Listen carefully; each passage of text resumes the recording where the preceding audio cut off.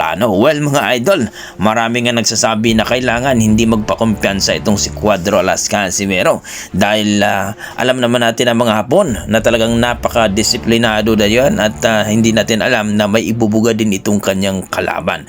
Pero kung titingnan mo ang experience talaga mga idol, hindi talaga, no? Itong kanyang makakalaban, hindi uubra. Pero alam naman natin mga idol, hindi po natin ismulin ang kanyang kalaban. Baka magaya ito ni Kiniski Kamida na matalo rin siya mga idol. Kaya umaasa ang ating mga boxing fans na itong si Cuadro Las Casimero ay talagang kondisyon sa kanyang laban ngayong December 27 at hindi mahihirapan sa timbang mga idol.